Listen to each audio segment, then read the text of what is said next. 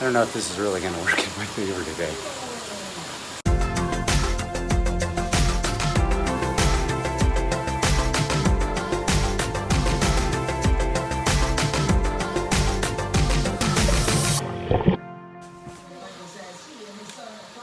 Just get a little bit of a warm-up on today in the morning. I know everybody's really excited for the Drunken Sailor Sea story this week, which is coming. But I'm also continuing on with the triathlon training, and today I'll be performing my MAF test on the bike. I did the run test a couple days ago and had some pretty shocking results for myself. I was really pleased with my results, even though they were in unfavorable conditions. Today is the bike test. Now, just real quick, I'm looking. The MAF test is done at the top of my zone 2, much like the run, for 30 minutes.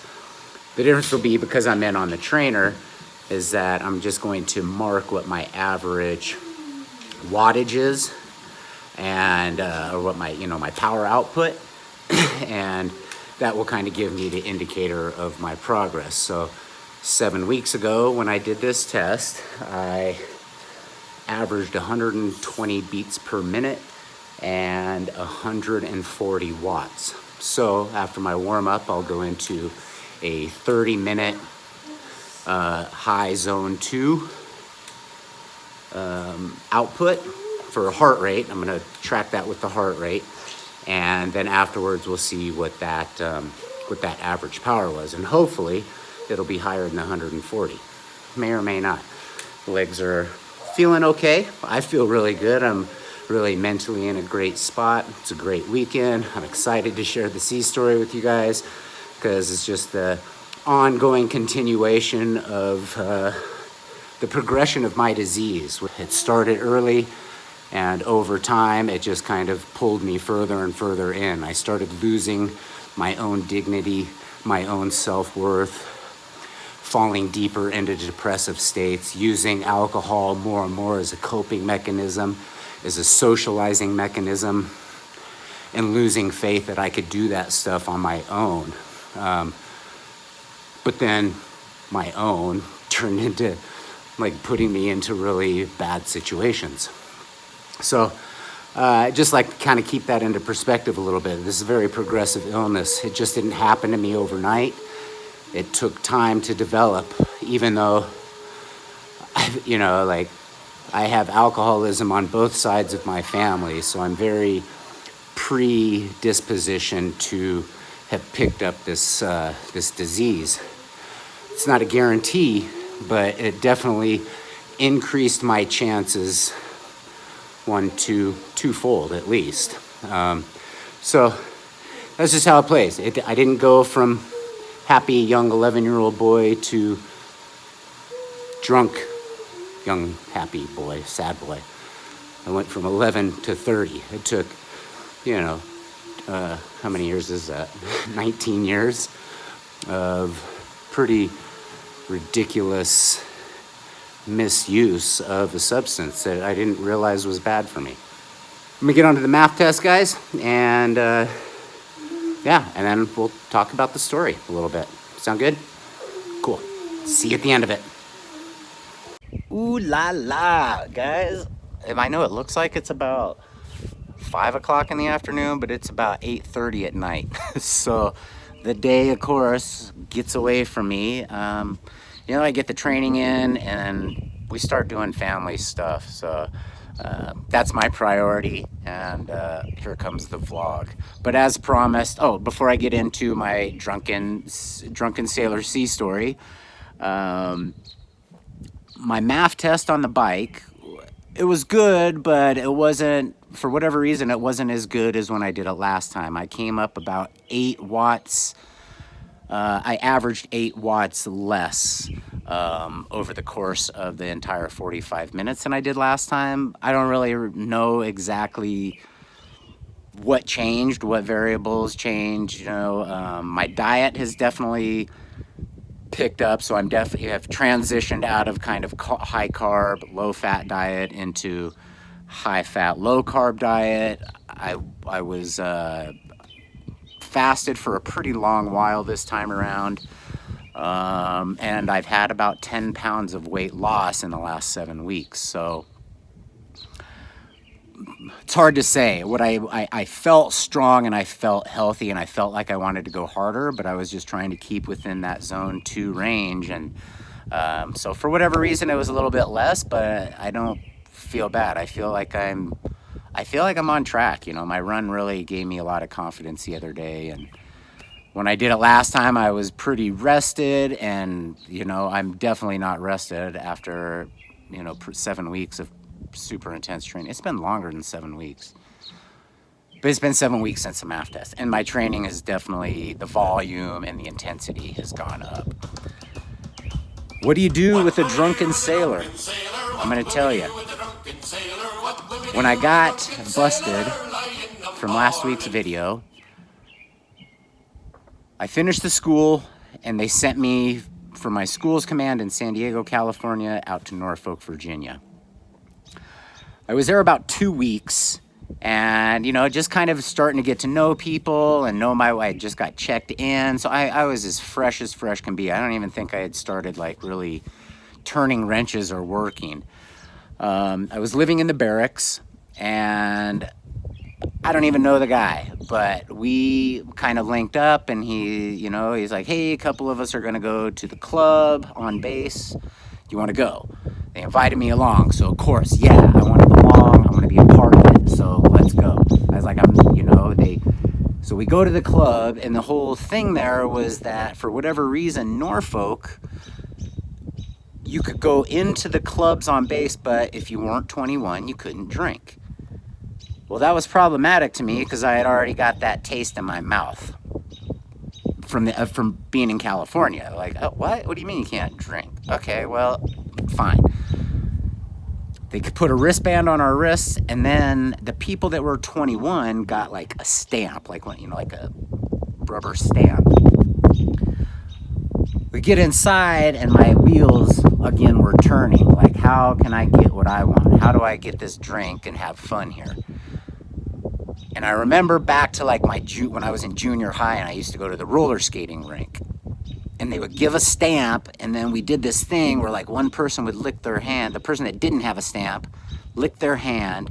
The person that had a stamp, we had like push our fists together, like the back of our fists, and the stamp would totally transfer as long as the ink was pretty fresh. So I got that idea, and lo and behold, it worked. So now not only did I have the wristband, I had the required stamp, and now I had beers in my hand. Start drinking. I don't know. I couldn't even tell you how many, 3, 4. But when I drank, my anxiety, my heightened state of gets amplified. You know, I'm kind of anxiolytic already. So, and my voice is loud and it carries, and so that started happening. The more I drink, the more amplified my voice got, the kind of a little bit loose I got, and wild I got, and boisterous and whatever. At one point, the bouncer that like gave me the wristband, I don't really know if he just was like, hey, I remember, why is that guy drinking a beer when I know that I gave him a wristband? Or if I was just so kind of unruly that I got kind of targeted. And I say targeted like I was a victim, right? So he took my ID and said, hey, let me see your ID. So I give him the ID, and he kicks me out, right? How dare him kick me out? That son of a gun, like I did anyway, he did it. That was like a Saturday night. Well, Monday when I show up to work, first thing in the morning, I get called into the Command Master Chief's office. He says, Mr. Rafferty, I got a report that you were underage drinking at the club. And I tried to play like, what? But I knew I was busted. And then I was like mad at the bouncer guy again. You know, it's like, oh, what the nerve of this guy to turn me in. Like I did what he asked when I left. And truth of the matter was I broke the rule. You know, that was me. I did that, not him. He was just doing his job. So now I got a little bit nervous. The Master Chief says, and that's, you know, that's goes against the rules, man. You're gonna go see the XO. So I go see the XO, and I guess I'm trying to speed this up, but he felt like having maybe mercy, or I'm not sure, maybe he just didn't quite know. He had to have known. He knew that I got busted in San Diego, right? So, but I still had to stand out front of his office in my dress uniform. Like I said, I'd been at this command like 2 weeks. I hardly knew anybody. I hadn't given myself enough time to make a good example so that I could do mess ups more often. Oh, you guys, it's just crazy how the mind thinks when you're in that, just that self-centered way of life. Just, I'm so all about me driven. The sun is going down quick. I'm going to finish this up. The XO decides not to send me to the captain. He says, I'm not going to send you to the captain, but I am going to send you out to sea, like next week. So start getting your stuff ready. And I was like, okay, cool. Like, I thought I didn't know it was happening, but basically the debt that I was going to had already been out to sea for about 2 months. I was going to fly with my Navy stuff by myself over to Sicily. Yes, that's the place where my first Drunken story came from. But this was about 3 months before that story. So I was going to fly out there, meet them, and replace somebody who was getting ready to transfer, meaning he had been there for 3.5 years already. So he was a seasoned air crewman. He was a very well-respected sailor and member of that team. He was, you know, he was a leader in the air crew community of that squadron and of my detachment. And I was going to go replace him. The guy who had been busted and now got busted again for drinking, underage. And that whole, a week later, I'm shipped off. I was terrified, 18 years old, 19. I had just turned 19. This was at the height of Desert Shield, so 1990, the height of Desert Shield before it turned in and was declared a war. And here I am trying to fly over into that stuff by myself. And I get to Sicily, and that was just a crazy, that's a story in itself, but I get there, and at like 12 o'clock at night, some like van of like Sicilian dudes get the order like, hey, you got to take this guy to meet his ship. And so I rode in the back of this like emptied out cargo van, no seats. I was like sitting on the floor, not knowing what the hell was going on. And I get to my boat, and they say, here's your new sailor. But they didn't speak English, so it's like they dropped me off. They kind of pointed where I go. I walk up to the quarterdeck of the ship. They bring me on board. A week later, Drunken Sailor Sea Story number 4 starts. That's right, a week later, which is about what exactly? I'm gonna give you that story in a week. Which also means I didn't learn my lesson again, guys. It's just incredible to me how, I don't even want to say ignorant, but how blinded by this disease I was, that it was happening to me and I didn't even realize that I was going down this destructive path. Life was good. Life was happy. I was out. I was with my ship. I was overseas. And guess what? There are a whole new set of rules out at sea. Yep. Thanks for being here, guys. I really appreciate your time. We're going to be going into Mother's Day tomorrow, so it'll be a short video, I promise. And then we'll start getting into step 4. That's some real work there. That's good stuff. All right. Again, thanks for being here. If you haven't already, do it. Subscribe down below. I'd love to have your support.